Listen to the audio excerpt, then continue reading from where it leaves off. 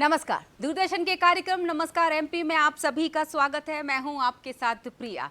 थोड़ा सा अचंभित हो गए ना कि आज सुबह सुबह कैसे आ गई ये टीम।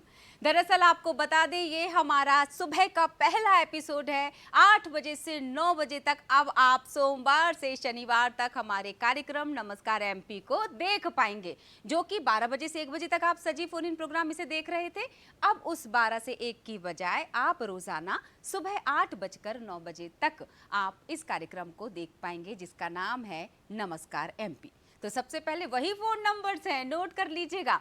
बस विषय बदल जाएगा, अतिथि हमारे बदल जाएंगे, तो नोट कर लीजिएगा 0755-266-0049। इसके अलावा टोल फ्री नंबर भी आप नोट डाउन कीजिएगा। निःशुल्क सेवा का इस्तेमाल कर सकते हैं 1800-233-0040। मत भूलिएगा, रोज सुबह 8 बजे हम लाइव होने वाले हैं। अब इसी के साथ, चूंकि इस वक्त एक बीमारी ने सबको परेशान कर रखा है, जी हाँ, कंजक्टिवाइटिस की मैं बात कर रही हूँ, तो बहुत ज़रूरी है अपना ख्याल रखना, अपनी आँखों का ध्यान रखना। हम डॉक्टर से भी चर्चा करेंगे ताकि आपको ज़रूरी जानकारी मिल जाए कैसे खुद का ख्याल रखना होगा। तो यानी कि हम फ़ोन इन के ज़रिए डॉक्टर साहब से चर्चा करेंगे और आपके सवाल मैं अपनी तरफ से रख लूँगी, क्योंकि जानकारी, जागरूकता बेहद ज़रूरी है इस बीमारी से दूर रहने के लिए। अब बात कर लेती हूँ मैं आज के दिन के विशेष दिवस भी बोल सकते हैं और सप्ताह भी बोल सकते हैं। विश्व स्तनपान सप्ताह मनाया जाता है और ये कहना ना होगा कि शिशु के पोषण का आधार है माँ का दूध ही सर्वोत्तम आहार है। विश्व स्तनपान दिवस यानी सप्ताह मनाया जाता है 1 अगस्त से लेकर 7 अगस्त तक। वर्ल्ड ब्रेस्ट फीडिंग वीक हर साल 1 तारीख से यानी 1 अगस्त से 7 अगस्त तक मनाया जाता है। स्तनपान के बारे में आज भी काफ़ी संख्या में माताओं में पर्याप्त जानकारी का अभाव देखा गया है और इस कारण बच्चों को पर्याप्त मात्रा में मां का दूध नहीं मिल पाता, जिससे बच्चों में कई प्रकार की समस्याएं, विशेष रूप से कुपोषण की अगर हम बात करें, जैसी घातक परेशानियां देखने को मिलती है। तो बहुत ज़रूरी है बच्चे के जन्म से 6 महीने तक मां का दूध उसको मिले ताकि पोषण उसे पर्याप्त मिलता चला जाए। अब हम बात कर लेते हैं इस विशेष सप्ताह के साथ ही तिथि की भी, विचार की भी, इतिहास की। तो शुरुआत करेंगे तिथि के साथ। तिथि कह रही है विक्रम संवत 2080, माह लग चुका है श्रावण माह, जो कि 2 माह मनाए जाएंगे। हम इस बार सोमवार 8 होंगे और कृष्ण पक्ष है, पूर्णिमा आज की तारीख 1 अगस्त है 2023। आपको बता दें मंगलवार ये दिन है जो हमारा हर बार की तरह। तो 1 अगस्त नया माह शुरू हो चुका है, तो खुश हो जाइए कि आज पहली तारीख है। तो पहली तारीख सबके लिए अलग अलग मायनों में खास होती है ना। आपको बता दें कि आज जो सरकारी कार्यालय है ना, उन खास कार्यालयों में आज के दिन जनगण मन मतलब आज के दिन एक विशेष गीत का आयोजन किया जाता है, जो हर माह की पहली तारीख को किया जाता है। तो हमारा अगस्त माह लग चुका है और आज ही के ये अंतिम जब होगा ना ये माह, तो हम विशेष त्योहार मनाएंगे, यानी कि राखी का त्योहार 30 अगस्त के आसपास आने वाला है। इसके साथ ही ये बता दूं कि आज का दिन जिन लोगों के लिए खास है, आज का दिन जिनके लिए बहुत मायने रखता है, 1 अगस्त जिनके लिए मायने रख रहा है, उनको बहुत सारी शुभकामनाएं। विक्रम संवत है 2080। एक बार फिर से तिथि बता देती हूँ जिन लोगों से छूट गई थी ये तिथि: श्रावण माह, कृष्ण पक्ष, पूर्णिमा 1 अगस्त 2023 और मंगलवार। तो चलिए अब बात करते हैं, चूंकि एक विचार पूरे दिन को अच्छा कर देता है, पूरे दिन को बना देता है, और क्या पता कि इस विचार की जरूरत आपको दिन में कभी पड़ जाए।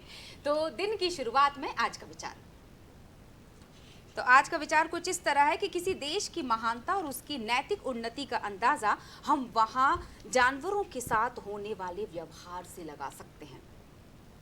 और आपको पता है ये बात किसने कही थी? ये बात कही थी महात्मा गांधी जी ने, जिनको हम बापू कहते हैं। दरअसल आज ही के दिन 1920 की हम बात करेंगे, असहयोग आंदोलन की शुरुआत की गई थी। महात्मा गांधी जी, ये नाम जिनके विचार आज भी जहन में है, उनका व्यक्तित्व आज भी कई लोगों की जिंदगी को बना देता है। तो चलिए सत्य के प्रयोग के साथ अब हम बढ़ते हैं इतिहास में, और ये तारीख किन मायनों में खास है। तो इतिहास में आज सबसे पहले हम बात कर लेते हैं 1831 की। नए लंदन ब्रिज को यातायात के लिए खोल दिया गया था, तस्वीरों में भी हम देख सकते हैं। अब बात कर लेते हैं 1883, ग्रेट ब्रिटेन में अंतरदेशीय डाक सेवा शुरू हुई। कुछ पुराना दौर याद आया जब अंतरदेशीय हम लिखा करते थे चिट्ठियां। 1916 की बात करेंगे, भारतीय राष्ट्रीय कांग्रेस की पूर्व अध्यक्ष एनी बेसेंट ने होम रूल लीग की शुरुआत की थी। ये एनी बेसेंट की आप तस्वीरें देख सकते हैं। अब फिर 1953 की भी बात करेंगे। देश में सभी एयरलाइंस का हवाई निगम अधिनियम के तहत राष्ट्रीयकरण किया गया। 1957 की भी चर्चा करेंगे। राष्ट्रीय पुस्तक न्यास की स्थापना की गई थी। जी हाँ, 1875 दुर्गा बनर्जी वाणिज्यिक यात्री विमान का संचालन करने वाली विश्व की पहली पेशेवर महिला पायलट बनी। 2006 जापान ने दुनिया की पहली भूकंप पूर्व चेतावनी सेवा शुरू की। 2007 वियतनाम के हनोई शहर में आयोजित अंतर्राष्ट्रीय गणित ओलंपियाड में भारतीय दल के 6 सदस्यों ने 3 रजत पदक जीते थे। 2021 बैडमिंटन खिलाड़ी पीवी सिंधु ने चीन की जियाओ को हराकर टोक्यो ओलंपिक खेलों की महिला एकल स्पर्धा का कांस्य पदक जीता था। 2021 की भी बात करते चलते हैं। भारत की पुरुष हॉकी टीम ने टोक्यो में ग्रेट ब्रिटेन को हराकर 49 साल बाद ओलंपिक के सेमीफाइनल में अपनी जगह बनाई। अब 2021 में ही भारत ने अगस्त के महीने के लिए संयुक्त राष्ट्र सुरक्षा परिषद के अध्यक्ष की जिम्मेदारी संभाली थी। और चूंकि मैंने जन्मदिन की बात की थी ना, तो आज ही के दिन मशहूर अभिनेत्री मीना कुमारी जी का जन्मदिन भी है और कमला नेहरू जी का जन्मदिन भी। तो बहुत सारे लोगों के लिए आज का दिन खास है। तो अब जिस तरह से हम चर्चा कर रहे थे कि हम नए विषय भी लेकर आए हैं, नए अतिथि भी रहेंगे। सुबह सुबह का दिन हम आपका इतना कविमय मनाएंगे। चूंकि जन्मदिन की हम बात कर रहे हैं तो हमने बता ही दिया आपको कि कितने सारे खास लोगों का जन्म दिवस है। एक बार फिर से आपको बता देते हैं। मीना कुमारी जी 1932 में आज ही के दिन, कितनी खूबसूरत तस्वीर, आज ही के दिन इनका जन्म हुआ था। और कमला नेहरू जी का भी जन्मदिन था। तो अब आगे बढ़ जाते हैं इस खूबसूरत चेहरे के साथ। विषय हम बता देते हैं। आज हम चर्चा करने वाले हैं 2 महत्वपूर्ण विषय पर, जिसमें से एक से तो हम खास मुलाकात, यानी कि एक मुलाकात युवा कवि के साथ हम करेंगे। प्रियम आर्य हमारे साथ इस वक्त है और इनका परिचय देते हुए बड़ी खुशी हो रही है। आपको हंसना भी चाहिए क्योंकि इनका नाता हंसी से ही, और हंसी हमारी जिंदगी के लिए बेहद जरूरी है। प्रियम आर्य जाने माने हास्य कवि, युवा कवि हमारे साथ स्टूडियो में है। आप मुलाकात करते हैं। हमारे साथ अगले मेहमान है सत्येंद्र जी। हम बात करेंगे सत्येंद्र सिंह धाकड़, प्रतियोगी परीक्षाओं की तैयारी कैसे करेंगे, इस विषय पर हम चर्चा करेंगे। ये हमारे सर सत्येंद्र सर कुछ इसी तरह का अलग अलग संबोधन है। मैं जानूंगी कि वो संबोधन एक्चुअली क्या है। उस संबोधन से ये जाने जाते हैं और कई सालों से प्रतियोगी परीक्षाओं की तैयारी करवा रहे हैं। और एक छुपी हुई प्रतिभा और है जिसके लिए भी ये जाने जाते हैं, और ये मैं आपको बीच में उनसे चर्चा के दौरान बताने वाली हूँ। तो चलिए दोनों का स्वागत करते हैं। दूरदर्शन परिवार आपका स्वागत करता है। बहुत बहुत धन्यवाद कि आपने सुप्रभात इतनी खूबसूरत बना दी समय पर आकर। बहुत धन्यवाद आप। तो मुझे ऐसा आपको लगता है ना, जैसा कि मैं बताने ही वाली थी कि हमें दिन की शुरुआत हंसी से करनी चाहिए। तो मैं प्रियम जी पहले आपके पास आऊंगी, और मैं आपके पास आती ही पहले कि एक खूबसूरत सी हास्य कविता से हम इस उठा लेते हैं। जी बिल्कुल, बहुत धन्यवाद प्रिया जी कि आपने मुझे आमंत्रित किया। मैं सर्वप्रथम 4 पंक्तियां पढ़ता हूँ। जरूर, स्वागत है। सर्वप्रथम अपना चरित्र पढ़ता हूँ कि आखिर में मेरे क्या विचार हैं। स्वागत। कि जब अंधेरी रात हो तो चांदनी फैलाएं हम। क्या कर्तव्य हमारा है कि जब अंधेरी रात हो तो चांदनी फैलाएं हम, तीखे शब्दों में सदा ही चाशनी फैलाएं हम, रायते को रहने दें उसको नहीं फैलाएं हम, रोशनी की है जरूरत रोशनी फैलाएं हम। रोशनी की है जरूरत रोशनी फैलाएं हम। जैसा कि प्रिया जी ने बताया कि मैं हास्य रस की कुछ कविता कहने का प्रयास करता हूँ। तो सर्वप्रथम 4 पंक्तियाँ पढ़ता हूँ मैं कि कांटों पे बैठी तितलियाँ अच्छी नहीं लगती, कांटों पे बैठी तितलियाँ अच्छी नहीं लगती, यादों में मुझे हिचकियाँ अच्छी नहीं लगती, जिस दिन से यारों उसने मुझे भाई कहा है, जिस दिन से यारों उसने मुझे भाई कहा है, उस दिन से मुझे लड़कियां अच्छी नहीं लगती, उस दिन से मुझे लड़कियां अच्छी नहीं लगती। और मैं 4 पंक्तियां कहता हूँ कि एक लड़की मुझे देख के दीवानी हो गई। अच्छा, आप गलत जगह हंसने का प्रयास कर रहे हैं। एक लड़की मुझे देख के दीवानी हो गई, मैंने भी उसे देखा दिल की रानी हो गई, आदि कहानी में वहाँ माता जी आ गई, आधी कहानी में वह माता जी आ गई, दो दिल बिछड़ गए खत्म कहानी हो गई। वाह, दो क्या दिल कहानी बिछड़- खत्म हुई, बहुत और शानदार। जुल्फों की बात की जाती है, हाँ आने को लोग जुल्फों पर अपने गीत गजल लिखते हैं। मैंने आखिर जुल्फों में क्या देखा? मैं एक बिल्कुल नया प्रयोग बताता हूँ स्वागत है, हाँ। कि स्वागत प्रेम। तुम्हारे गीत सुन कर के मेरी सरगम निकल जाए, आहा, कभी ज्यादा निकल जाए, कभी कुछ कम निकल क्या जाए। बात है प्रेम। तुम्हारी जुल्फों की ताकत, अरे तौबा, अरे तौबा, कोई मक्खी भी फंस जाए तो उसका दम निकल जाए। वाह प्रियम, वाह। कोई मक्खी भी फंस जाए तो उसका बहुत दम सुंदर। निकल जाए। बहुत ही बहुत शानदार। ही सुंदर प्रियम। बिल्कुल मैं इसको लगातार जारी रखूंगी, लेकिन थोड़ी सी चर्चाओं के साथ कि जो बात आपने अभी लड़की के थोड़ा सा प्रेम संबंध या थोड़ी उसकी खूबसूरती पर चर्चा कर ली कि मेरी शादी होने वाली है, विवाह में आना जरूर है। मेरे पास भी बहुत सी चीजें लिखी है कि मेरी शादी होने वाली है, आपको पहुंचना वहां है, जी जरूर आएंगे, घटना स्थल कहाँ है।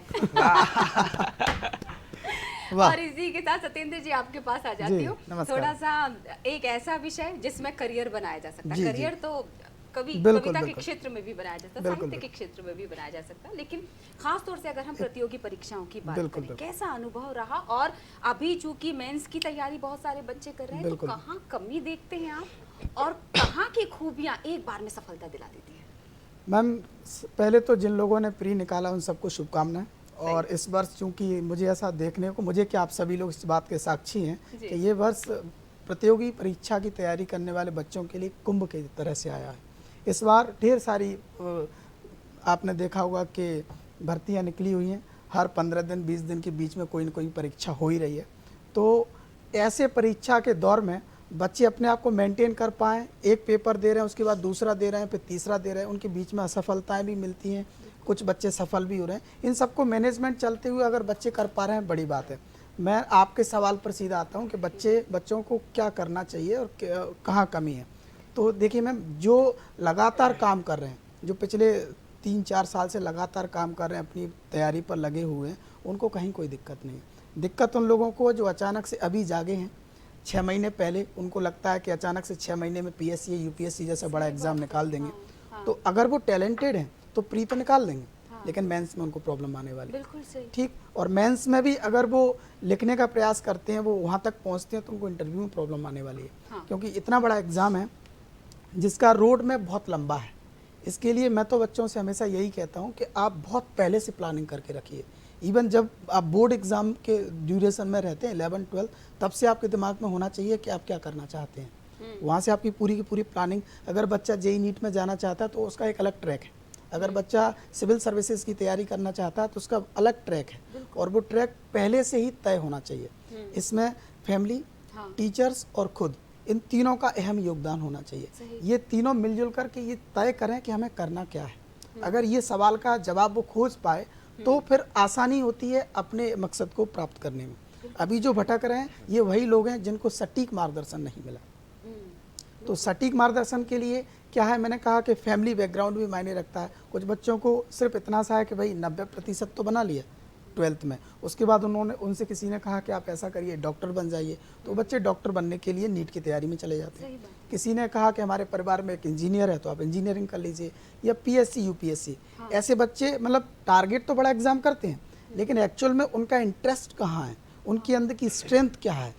भाई जो बच्चा मैथमेटिक्स में बहुत अच्छा है और इंजीनियरिंग लाइन में अपना कुछ खोजता है, यानी एम खोजता है, तो वो उधर जाए। लेकिन अगर उसका सेवा भाव है, वो देश के लिए कुछ करना चाहता है, तो वो सिविल सर्विसेज में जाए। सिविल सर्विसेज भी ऐसा नहीं है कि कोई एक छोटी 2-4 पुस्तकें पढ़ने से हो जाता है, बहुत बड़ा सिलेबस है।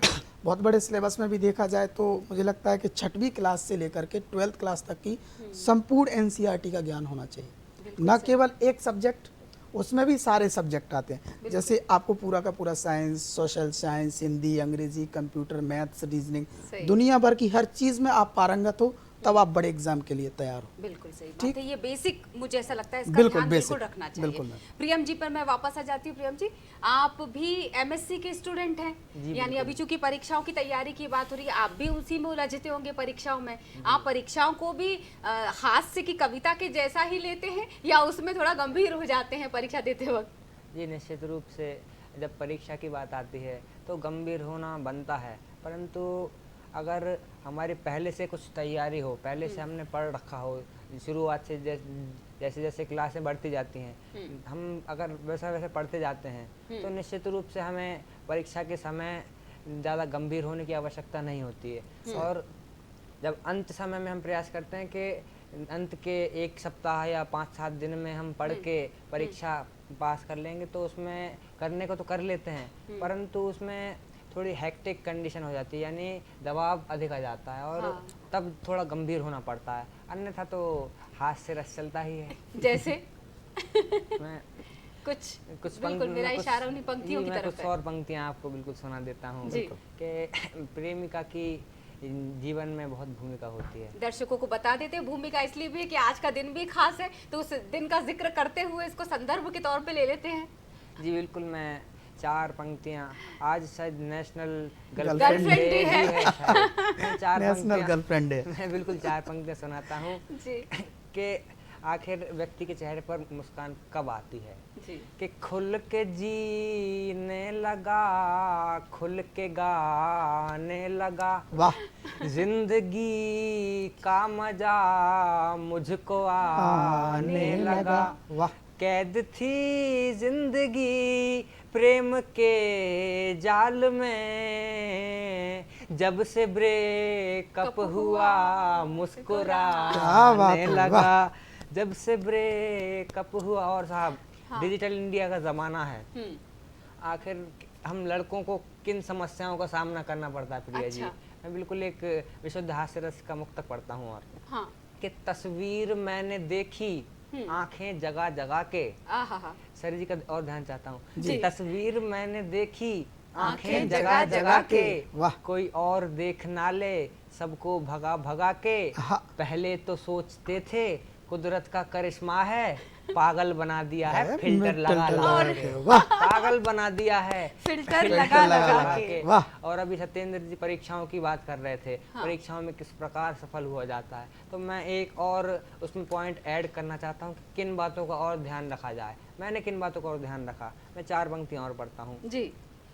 कि मेरे हालात के संग में नया एक खेल हो जाता, मेरे हालात के संग में नया एक खेल हो जाता, समस्या का तो मुझसे कुछ पलों में मेल हो जाता, परीक्षा के समय दूरी बनाने में भलाई थी, अगर वो पास आ जाती तो मैं तो फेल हो जाता। अगर वो पास आ जाती बहुत सुंदर, मैं तो फेल हो जाता। हाँ, मुझे लगता है प्रियम जी मैं थोड़ा सा अल्प विराम लगा देती हूँ। इतनी सुंदर ये हास्य की कविता है कि इसको आगे बढ़ाना चाहेंगे, लेकिन हमारे साथ चूंकि हम एक और विषय, महत्वपूर्ण विषय पर मैंने आपको कहा था कि हम फोन लाइन पे डॉक्टर साहब को जोड़ेंगे और उनसे चर्चा करेंगे। तो डॉक्टर वंदना बरैया, जानी मानी स्त्री रोग विशेषज्ञ, इस वक्त हमारे साथ फोन लाइन पर हैं।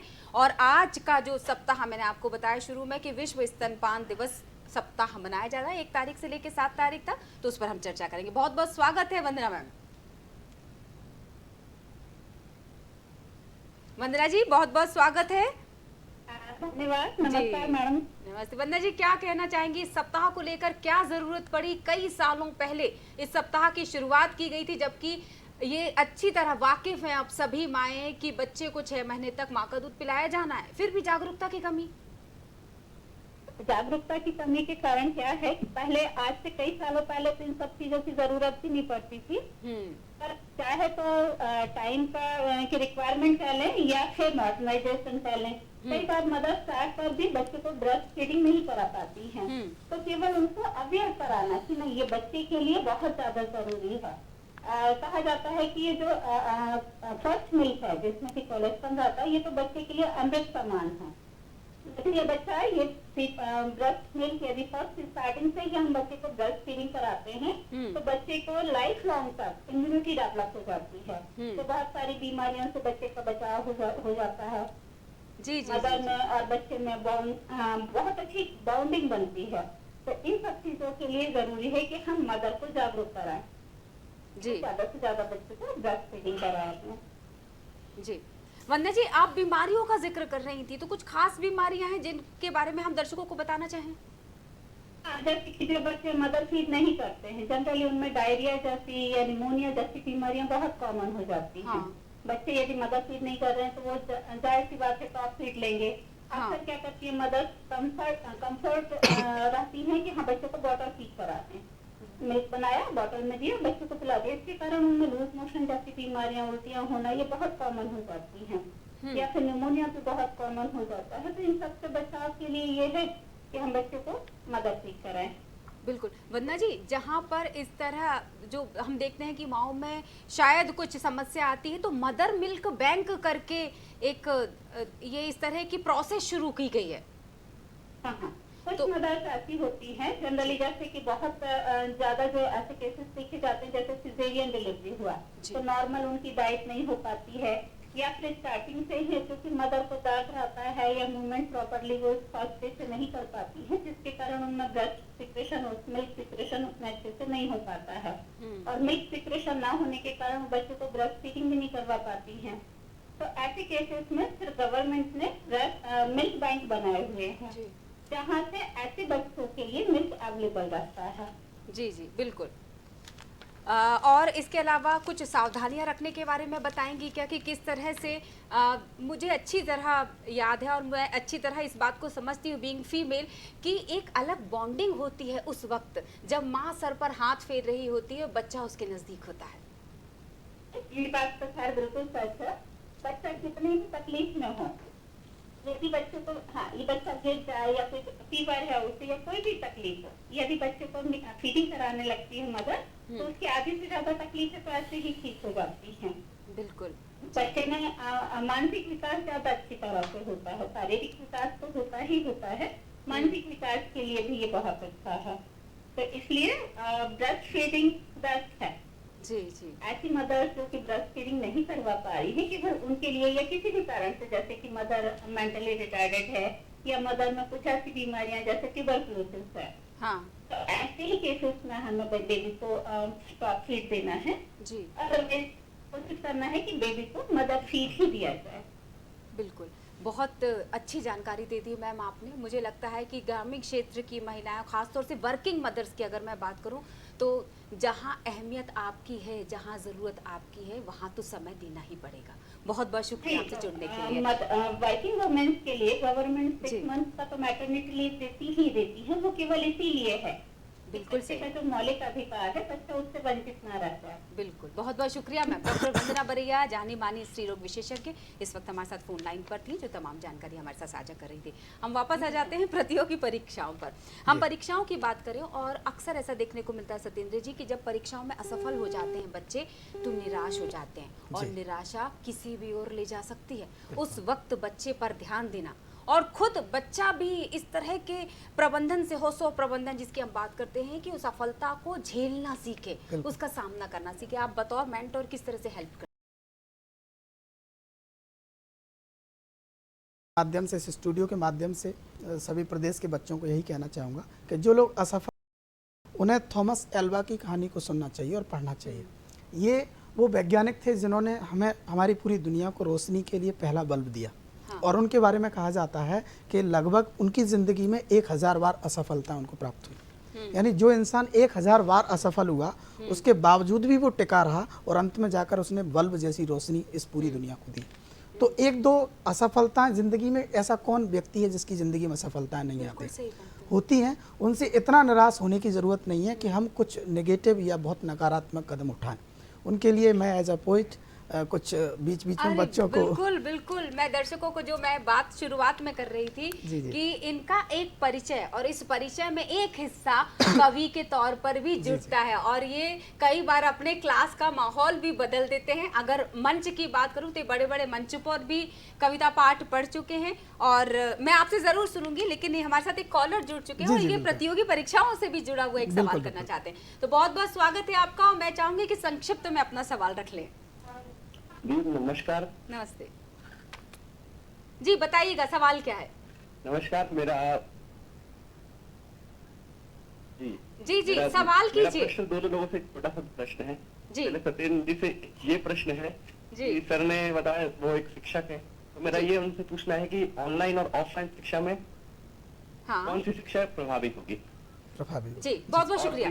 और प्रियम जी से ये प्रश्न है कि प्रियम जी जैसे टेक्निकल विद्यार्थी हैं और साहित्य की तरफ रुचि रखते हैं, मेरा ये मानना है कि उन्होंने साहित्य में ही क्यों नहीं डिग्री ये की, वो टेक्निकल की तरफ क्यों क्या वो बात है, बिल्कुल एकदम रिलेटेड सवाल, बहुत बहुत शुक्रिया, बहुत सुंदर। चलिए, तो सवाल बहुत ही अच्छा है कि ऑनलाइन और ऑफलाइन में कौन सा बेहतर है। हाँ। तो समय की मांग है। आज से अगर 10 साल पहले जाएंगे तो ऑनलाइन की कोई सपने में भी कल्पना नहीं कर सकता था, बिल्कुल लेकिन सही। आज अगर अपन ऑनलाइन को नकार देंगे तो ऑफलाइन से काम चलने वाला नहीं है। लेकिन हम ये कहें कि केवल ऑनलाइन से काम चल जाएगा तो ये भी ठीक नहीं है, क्योंकि ऑफलाइन जो प्रत्यक्ष सामने टीचर है वो आपका टेस्ट लेता है, आपकी रिटर्न देखता है, आपको मार्किंग देता है, उसकी एक अलग बात होती है। लेकिन नॉलेज की अगर अपन बात करें कि हमें नॉलेज प्राप्त हो पाएगा या नहीं हो पाएगा, तो मैं इस बात पे एग्री करता हूँ कि ऑनलाइन से आपको अच्छा नॉलेज प्राप्त हो सकता है। क्यों? क्योंकि आज से अगर थोड़ा पहले जाएंगे तो आपके पास चॉइस बहुत कम होती थी, आपके पास एक दो शिक्षक होते थे, वही उन टॉपिकों में पारंगत होते थे, आपको उन्हीं से पढ़ना पड़ता था। आज आपके पास मोबाइल है, यूट्यूब है, अच्छे अच्छे बड़े बड़े कोचिंग संस्थान छोटी छोटी फीसों में अपने आप से सब्सक्रिप्शंस दे रहे हैं, तो आप एक ही टॉपिक को हजारों टीचरों से पढ़ सकते हैं बिल्कुल सही, और उनमें से चयन कर सकते हो कि कौन सा टीचर बेहतर पढ़ा रहा है, बिल्कुल उससे पढ़िए। तो आप जैसे मान लो सपोज एक मैथमेटिक्स पढ़ते हैं, मैथमेटिक्स के आपको 20 टॉपिक कवर करने हैं, तो आप 20 टीचरों से पढ़ सकते हैं। तो ये आज के युग की एक प्राथमिकता भी कहें और एक तरह से कहें अच्छा योगदान भी है। लेकिन ऑफलाइन को छोड़ने की ज़रूरत नहीं है, वो इसीलिए ज़रूरी है क्योंकि ऑनलाइन टेस्ट दे सकते हो, लेकिन ऑफलाइन में जो प्रत्यक्ष, मैंने कहा बार बार, जो टीचर से आपका टच है, टीचर के पास जाकर के आप जो टेस्ट देते हो, क्वेश्चंस करते हो, उसकी एक अलग बात रहती है, वो जीवंत रहता है। हमारे दर्शक सुबह से इस प्रोग्राम को देख रहे हैं, आपने नोट किया। जी। एक और चीज, मैं प्रियम आपसे भी इस सवाल का आधा हिस्सा आपके पास भी रह गया, अभी तो उसका जवाब ले लेते हैं, फिर मैं वापस आपके पास आऊंगी। बिल्कुल बिल्कुल। जी बिल्कुल, बहुत ही खूबसूरत प्रश्न किया कि देखिए विज्ञान आज के समय की आवश्यकता है, इस ठीक। बात से हम नकार नहीं सकते। सही। तो विज्ञान हमारे जीवन का भाग है, बिना विज्ञान और तकनीकी के हम रह नहीं सकते। बिल्कुल उसी प्रकार बिना साहित्य के रहना भी मुश्किल है। देखिए विज्ञान हमने बना तो लिया, पर यदि उसका विज्ञान से हमने अनेकों खोज कर ली, अनेकों उपकरण बना लिए, परंतु यदि उसका सही उपयोग नहीं किया हमने तो वो विफल है। तो साहित्य हमें बताता है कि सब, साहित्य खुद शब्द बोलता है सबका हित, साहित्य साहित्य, साहित्य। तो उसे किस प्रकार सबके हित में प्रयोग किया जाए, ये हमें साहित्य बताता है। तो मुझे रुचि दोनों में थी, विज्ञान में भी थी और साहित्य में भी थी। तो देखिए उन्होंने बोला कि मैं विज्ञान का विद्यार्थी हूँ, परंतु केवल विज्ञान का विद्यार्थी नहीं हूँ, मैं विज्ञान का विद्यार्थी औपचारिक रूप से हूँ, परंतु साहित्य का विद्यार्थी मैं बचपन से ही था और अभी तक हूँ और आजीवन रहूँगा। इसी के साथ एक और सवाल आ गया इस जवाब के साथ ही, और हमारे साथ भोपाल से सिद्धांत शर्मा इस वक्त फोन लाइन पर जुड़ चुके हैं और उनका सवाल किससे, खुद शर्मा जी से ही जान लेते हैं। सुप्रभात शर्मा जी, सवाल बताइएगा। नमस्कार मैम। मैम मेरा सवाल ये था, मैं प्रियम भैया और सत्येन पर दोनों से सवाल पूछना चाहता हूँ कि रुचि के साथ साथ कविता लिखना एक कौशल भी है। बिल्कुल जी। बहुत लोग रुचि होने के बाद भी नहीं लिख पाते, तो हम जो बच्चे लिखना चाहते हैं वो कहाँ से इसकी शुरुआत कर सकते हैं, किस चीज का अध्ययन कर सकते हैं? बिल्कुल से, बहुत बहुत शुक्रिया। हाँ, इसके लिए मैं सिद्धांत शर्मा को बहुत शुभकामना देता हूँ, बहुत ही अच्छा सवाल पूछा है। आज अगर अपन देश में देखें तो लिखने वाले लोगों की संख्या बहुत ज़्यादा हो गई है। कुमार विश्वास जी के बाद कवि बनना एक तरह से प्रोफेशन जैसा हो गया, ठीक, लेकिन उसमें कहीं ना कहीं त्रुटियां होती हैं। हमें चाहिए कि हमारे आसपास कम से कम 4 से 5 अच्छे कवि और पुराने कवि हमारे टच में जरूर हों, ठीक, पुराने टच में कवि हों और बड़े कवियों की कुछ पुस्तकें हमारे पास हों, उन्हें पढ़ें और बड़े लोगों के पास जाकर के बैठें। आपके अंदर क्या चल रहा है, आप सबसे पहला स्टेप ये है कि आप उसे कागज़ पर लिखिए। ठीक है। जैसा भी लिख रहे हैं, आप ग्रामर में लिख रहे हैं या नहीं लिख रहे हैं, ये बात मायने नहीं रखती। ठीक। पहले आप उसको लिखिए, लिखते लिखते फिर अगर आप गुनगुना सकते हैं तो फिर आप उसे गुनगुनाइए, क्योंकि गुनगुनाने से क्या होता है, चीज़ें बहर में और मीटर में आती हैं, ठीक। तो हाँ, अलग तरीका भी आता है और मात्राओं में लगभग 80 से 90% चीज़ें अपने आप मात्रा में आ जाती हैं अगर आप एक तरीके से गुनगुनाते हैं तो। फिर बचता है आपके साथ यदि कोई अच्छे कवियों का टच है तो आप जा कर के अपनी लिखी हुई कविता उनको बताइए कि सर हमने ये लिखा है। उसमें त्रुटियां निश्चित होंगी और अगर वो बड़े और अच्छे कवि हैं तो आपकी त्रुटियों को दूर भी करेंगे और आपको सिखाएंगे भी। तो धीरे धीरे सने सने समय के साथ आदमी बहुत अच्छा हो जाता है, एक अच्छा कवि निर्मित हो जाता है। तो मैं यही कहूँगा कि बने रहें, टच में रहें। अकेले रहोगे, 4 लाइनें लिखोगे, फेसबुक पे पोस्ट कर दोगे और अपने आप को दिनकर, अपने आप को तुलसीदास जी समझोगे तो एक अच्छे और बड़े कवि नहीं बन सकते। बड़े और अच्छे कवि बनने के लिए आपको बड़े लोगों के साथ, बड़े लोगों के नीचे कदमों में बैठना पड़ेगा। वाह, तुलसी जी की आपने जिक्र की, खूबसूरत सी कविता हमें हमारे मेल पर आई थी कि तुलसी या संसार में कर लीजिए 2 काम, ढक के भोजन कीजिए और मुंह ढक के आराम। कि मुंह ढक के आराम दौर पर ये लिख दीजिए, सोए रहा हूँ अभी मोहि दर्शन मत दीजिए। आ जाते हैं यहाँ पर प्रियम जी, कुछ माहौल बना दीजिए फिर से इन पंक्तियों को आगे बढ़ाते हुए। जी मैं और पुनः 4 पंक्तियाँ और कहता हूँ। मेरा उद्देश्य मोस्टली जो युवा हैं उन्हें, उनसे प्रभावित होकर मैं पंक्तियाँ लिखता हूँ, उन्हें प्रभावित करने के लिए मैं 4 पंक्तियाँ और पढ़ता हूँ कि नरमी और कढ़ाई साथ में नहीं होती। हम सोचते हैं कि सब कुछ साथ में कर लेंगे, पर संभव नहीं हो पाता। मैं 4 पंक्तियाँ पढ़ता हूँ कि नरमी और कढ़ाई साथ में नहीं होती, मित्रता और लड़ाई साथ में नहीं होती। अभी सर बोल रहे थे कि अनेकों लोगों के जीवन का यह तजुर्बा है, मोहब्बत और पढ़ाई साथ में नहीं होती, मोहब्बत और पढ़ाई साथ में। और यदि किसी लड़की को दूध वाले से प्रेम हो जाता है तो क्या स्थितियां बनती है। मैं और 4 आपको पता है मुझे बहुत बुरा लग रहा है कि मुझे बार बार आपको रोकना पड़ता है। जैसे ही माहौल बनता है और हमारे साथ दर्शक जुड़ जाते हैं, लेकिन हमें उनका स्वागत करना पड़ेगा क्योंकि उन्हीं की वजह से तो हम हैं। हमारे साथ विदिशा से आयुषी मालवी इस वक्त कॉलर जुड़ चुकी हैं और आयुषी का सवाल क्या है ये मैं उन्हीं से जान लेती हूँ। आयुषी, बहुत बहुत स्वागत है आपका, संक्षिप्त में सवाल रख लीजिएगा। नमस्कार मैम। जी मैम, मेरा क्वेश्चन ये है कि हम जैसे कि कोचिंग भी जाते हैं, कोचिंग की पढ़ाई भी करते हैं, अपना सिलेबस भी लेके चलते हैं, पर इसके चलते हम कैसे अपनी सेल्फ स्टडी के लिए टाइम निकालें? जी, मुझे तसल्ली जी, आप जवाब दीजिए। बिल्कुल, ये प्लानिंग का हिस्सा है। जैसे अगर अपन बिना प्लानिंग के कोई भी काम करेंगे तो मैम ठीक से नहीं हो सकता। आयुषी को बहुत बहुत शुभकामनाएं, बहुत अच्छा सवाल किया है। इस सवाल के माध्यम से बहुत सारे बच्चों को भी पता चलेगा। प्लानिंग शुरू होती है उठने के तुरंत बाद से लेकर के सोने के जस्ट पहले तक। आपके पास पूरा का पूरा फ्लो चार्ट होना चाहिए पूरे दिन भर का कि हमें दिन भर में करना क्या है। अब बच्चे क्या है कि जैसे कोचिंग का शेड्यूल थोड़ा आजकल टाइट हो गया है कि सुबह 7 बजे से बच्चे जा रहे हैं 10-11 बजे तक कोचिंग, और फिर उसके बाद कॉलेजेस रहते हैं उनके, और स्कूल वालों के स्कूल भी रहते हैं, फिर शाम को भी पट्टे कोचिंग चले जाते हैं। ठीक, तो ये जो ट्रेंड है इसको थोड़ा सा बदलने की ज़रूरत है। मुझे लगता है कि ज़्यादा समय कोचिंग में व्यतीत करने से बेहतर है सेल्फ स्टडी के लिए समय आपको निकालना पड़ेगा। एक ही टॉपिक को 2 बार कोचिंग पढ़ रहे हो, यानी आप ऑफलाइन पढ़ रहे हो उसी को फिर ऑनलाइन भी पढ़ रहे हो, इसलिए इसका मतलब ये है कि आप अपनी व्यक्तिगत जिंदगी का हिस्सा जबरन दे रहे हो। ठीक, तो एक बार दीजिए और समय सारणी बनाइए। 2 घंटे सुबह कम से कम आपको सेल्फ स्टडी के लिए निकालने हैं, 2 घंटे रात को सोने से पहले निकालने हैं और 2 घंटे दिन में। मुझे लगता है 6 घंटे यदि व्यक्ति सेल्फ स्टडी के लिए निकाल ले तो वो दुनिया का कोई भी एग्जाम निकाल सकता है। बिल्कुल, इतने सारे फोन्स आ रहे हैं, मतलब अब मुझे बैक टू बैक लेना पड़ेगा। निमाड़ से इस वक्त हमारे साथ सौरभ जी जुड़ चुके हैं। सौरभ सुमन उनका नाम है, इतना सुंदर नाम, बहुत बहुत स्वागत है सौरभ जी। धन्यवाद मैम। जी बताइएगा सौरभ जी, जल्दी से आप सवाल रख लीजिए। मैम मैं प्रियम जी से उनकी 4 पंक्तियां सुनना चाहूंगा। इसका मतलब प्रियम जी आपको सुनते चले आ रहे होंगे सौरभ जी। बहुत बहुत स्वागत है सौरभ जी और बहुत बहुत धन्यवाद भी आपका।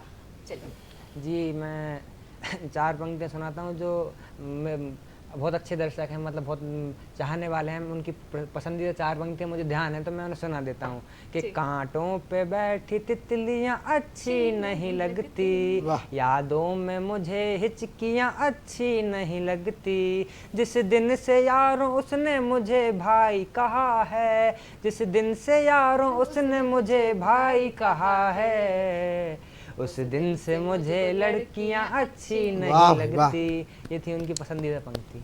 सौरभ जी, इसका मतलब सौरभ जी आपको लगातार सुनते भी आ रहे होंगे और आपसे अप्रोच भी करते आ रहे होंगे। जी, तो वो जो पंक्ति अधूरी रह गई थी उसको बढ़ा देते हैं हम आगे। जी बिल्कुल, निश्चित रूप से। मैं था कि यदि किसी लड़की को दूध वाले से प्रेम हो जाता है तो किस प्रकार की परिस्थितियां बनती हैं। कि एक विशुद्ध हास्य रस का छंद है। बिल्कुल। एक लड़की दूध वाले से ये प्रेम कर बोले, अपने में दूसरी कहानी ना मिलाना जी। वाह। व्यापारी हो तुम माना पर ये समझ लेना, रिश्ते में कोई भी लाभ हानि ना मिलाना वाह। जी। और अंत तक रहेंगे साथ खुशहाल जिंदगी में, अपने बुढ़ापे में जवानी ना मिलाना जी। और दूध में जो जितना मिलाना है मिलाओ, पर प्यार में कभी भी तुम पानी ना मिलाना जी। वाह, प्यार वाह। में कभी भी तुम पानी ना वाह, मिलाना जी।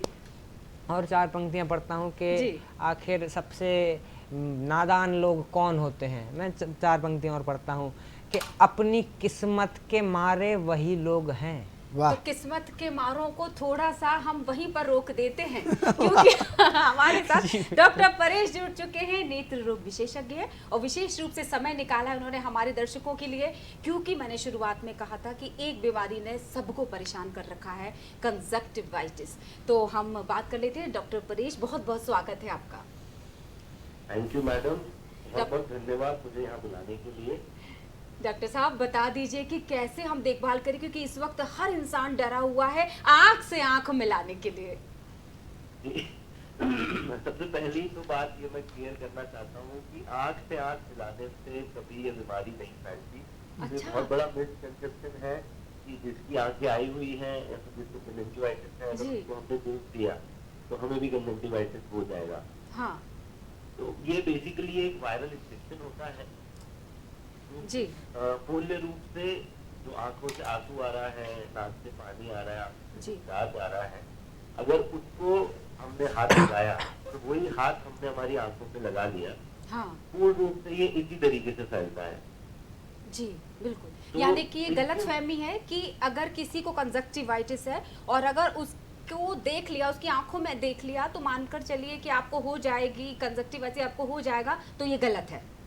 जी जी बिल्कुल ये गलत है। सर, बारिश की अगर हम बात करें, मौसम एकदम से बदल गया है, तो क्या ये कारण हो सकता है इस बीमारी के पनपने का तेजी से?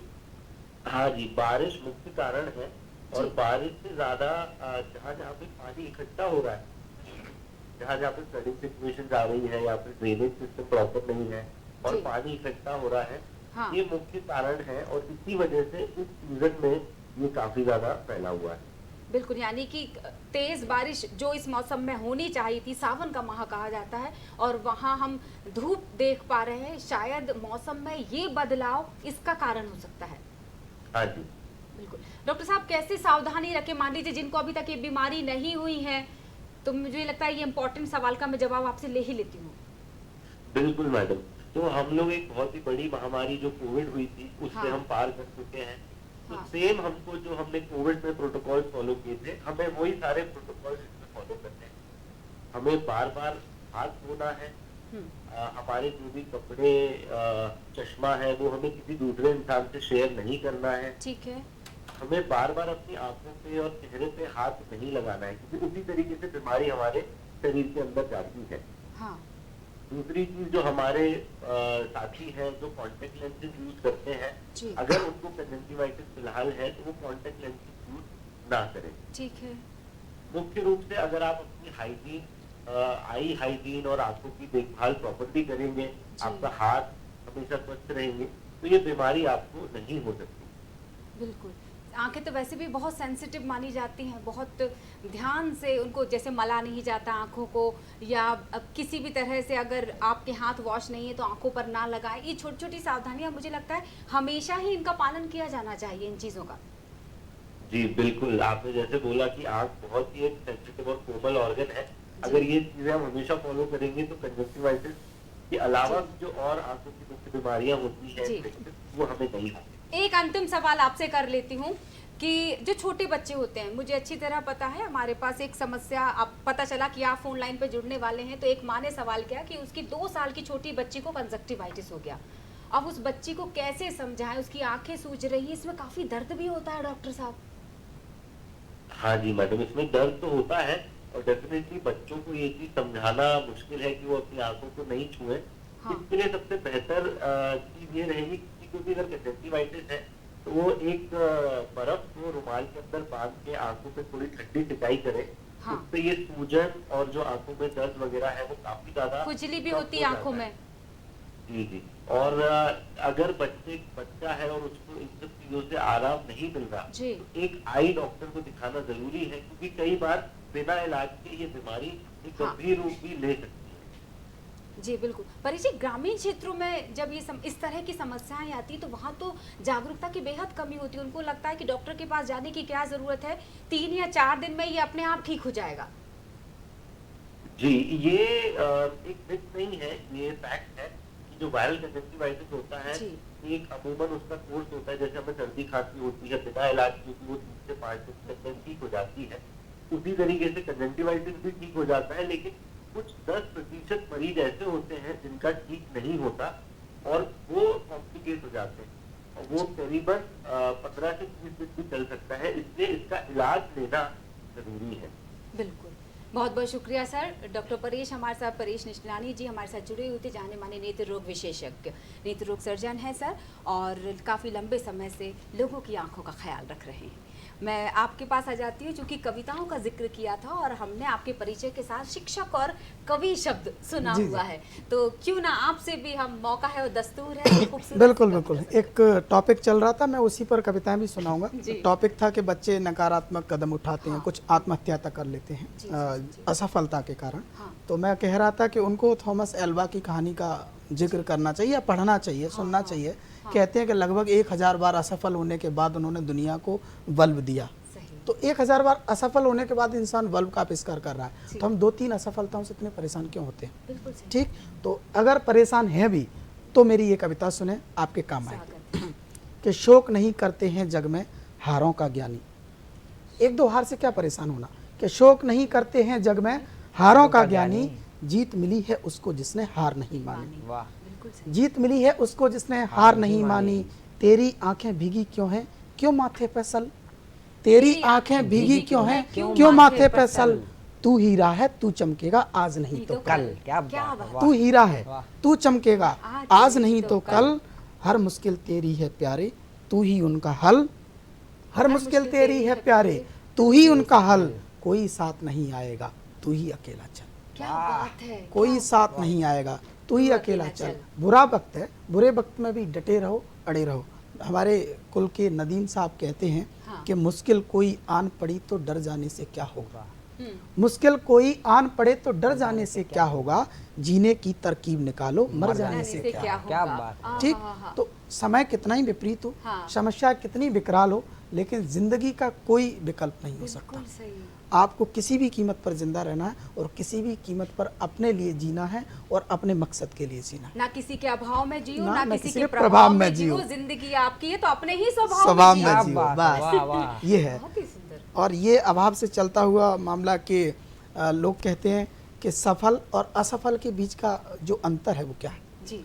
कई बार ये सफल मतलब नॉर्मल सा आता है कि एक सफल होता है और एक असफल होता है, ठीक। दोनों में क्या अंतर है, सफल ऐसा क्या करता है। हाँ। तो मैं हमेशा से एक ही चीज़ कहता हूँ कि जो असफल होते हैं हाँ। वो असफलता के बाद 4-5 कारण गिना सकते हैं। हाँ। ठीक, मैं इसीलिए हो गया, उनके पास बहाने होते हैं। लेकिन सफल होने वाले व्यक्ति के पास सफलता का कोई विकल्प नहीं होता।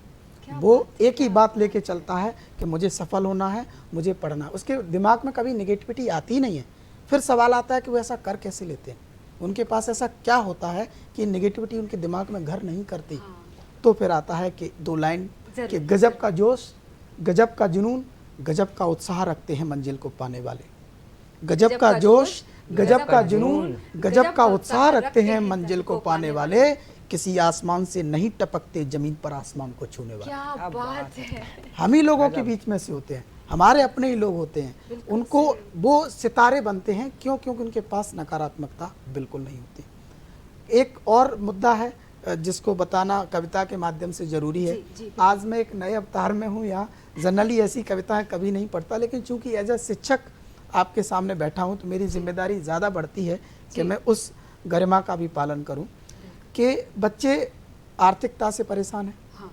ठीक, बच्चे नकारात्मकता से परेशान हैं, कुछ बच्चे इस उलझन में हैं कि हमें ज़्यादा समय लग रहा है, हम इस काम को करें तो नहीं करें, मतलब परीक्षा की तैयारी कर रहे हैं फिर भी ये सोच रहे हैं कि हम ठीक कर रहे हैं या नहीं कर रहे हैं।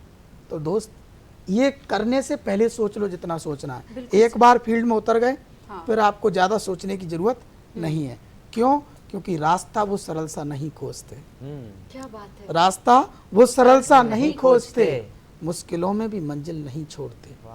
रास्ता वो सरल सा नहीं खोजते, मुश्किलों में भी मंजिल नहीं छोड़ते। जीत होगी हमारी या हारेंगे हम, लड़ने वाले कभी ये नहीं सोचते। क्या बात है, बहुत ही सुंदर। अगर आपको लड़ना है तो आप मैदान में आइए, और मैदान में आ गए हो तो सोचना छोड़ दीजिए, बिल्कुल सीधी सही बात। आपको मैदान में अपना रहकर काम ही करना लड़ाई को पड़ेगा। जीता जा सकता है। जी मैम। उसके आगे अगर बात की जाए तो ऐसी ढेर सारी कविता हैं जो मैं बिल्कुल, सुना मुझे सकता ऐसा हूँ। लगता है विशेष रूप से हम आपको एक दिन बतौर कवि भी आमंत्रित करना चाहेंगे, जी, जी। क्योंकि मुझे समझ में आ गया कि इस विधा में भी आप बहुत पारंगत हैं। और मैं प्रियम के पास वापस आना चाहूंगी। प्रियम, हम चूंकि हास्य की कविताएं सुन रहे थे और मैं चाहूंगी कि उसको हम आगे भी बढ़ाएंगे। जी, मैंने जहाँ छोड़ा था 4 पंक्ति में पढ़ रहा था कि आखिर सबसे नादान लोग कौन हैं। मैं जी। प्रिया जी एक इशारे में बात बिल्कुल। कहूँगा जी। कि सारी दुनिया से हारे वही लोग हैं, सारी दुनिया से हारे वही लोग हैं, अपनी किस्मत के मारे वही लोग हैं, जिनको हीरा मिला और पता ना चला, सबसे ज़्यादा बेचारे वही लोग हैं। क्या बात सबसे है। ज़्यादा बेचारे बेचारे वही लोग हैं। हैं। अभी डॉक्टर साहब बात कर रहे थे कि मौसम बदल रहा है और कंजक्टिवाइटिस की भी बात चली, तो मैंने 4 पंक्तियाँ लिखी कि वो शर्म से हुई है स्वाभिमान से नहीं, वो शर्म से हुई है स्वाभिमान से नहीं, आशा से नहीं और वो अरमान से नहीं, आजकल के दौर की बारिश का क्या कहें, आँखों से हो रही है आसमान से नहीं, आँखों से हो रही है आसमान से नहीं। और 4 पंक्तियाँ पढ़ता हूँ, आजकल के युवाओं की क्या समस्या है। मैं गहरी 4 पंक्तियाँ पढ़ता हूँ कि गलती खुद की दूजे के माथे पर मरने लगते हैं। सही बात है। गलती खुद की दूजे के माथे पर मरने लगते हैं, ऊंचे कद वाले बोनों से छोटे पड़ने लगते हैं, चादर से लंबे पैर सदा दीवार में अड़ने लगते हैं, औकात से ज़्यादा मिल जाए तो सिर पर चढ़ने लगते हैं। औकात से ज़्यादा मिल जाए। और लोगों का क्या है, वे तो लोग सकारात्मक भी सोचते हैं पर नकारात्मक भी सोचते हैं। इस दुनिया में सकारात्मक और नकारात्मकता दोनों हैं, तो जिसकी जैसी नज़र उसका वैसा नजरिया हो जाता है। वही हम सबको साथ लेने की बात करते हैं। तो मैं 4 पंक्तियाँ और कहता हूँ कि हर सांचे में ढलना मुश्किल होता है, वाह, हर सांचे में ढलना मुश्किल होता है, जल के भीतर जलना मुश्किल होता है। क्या बात है। हर सांचे में ढलना मुश्किल होता है, जल के भीतर जलना मुश्किल होता है, सबके अपने अपने तौर तरीके हैं, सबको लेकर चलना मुश्किल होता है,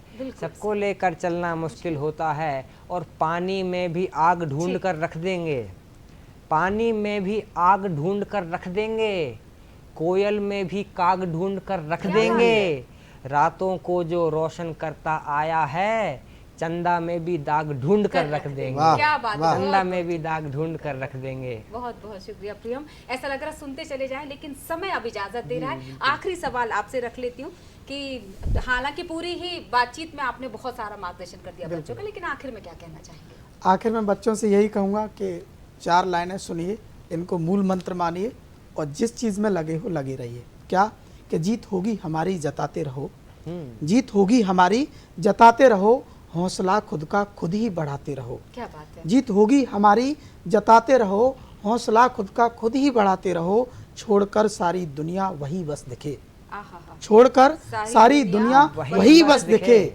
लक्ष्य आंखों में ऐसा बसाते रहो। क्या बात है। लक्ष्य देखा आंखों आपने में ऐसा कि किस बसाते तरह रहो। से हमने इस पूरे प्रोग्राम को मोटिवेशनल भी बना दिया और आपको बीच बीच में हंसा भी दिया। आप हमारे कार्यक्रम में आए, दूरदर्शन परिवार आपका बहुत बहुत धन्यवाद करता है। हमारे दर्शकों की तरफ से भी बहुत सारा धन्यवाद। तो चूहे तुमको नमस्कार है, चूके नहीं इतना उधार है, और आखिरी में कि महंगाई की अलग मार है, तुम बैठे हो गणेश पर, हम पर तो कर्ज उधार है। तो प्रियम आर्य जी थे हमारे साथ और थे सत्येंद्र जी। बहुत सारी शुभकामनाएं, आपका पूरा दिन मंगलमय हो। जाने से पहले यही शुभकामनाएं। मुझे इजाजत दीजिए, नमस्कार।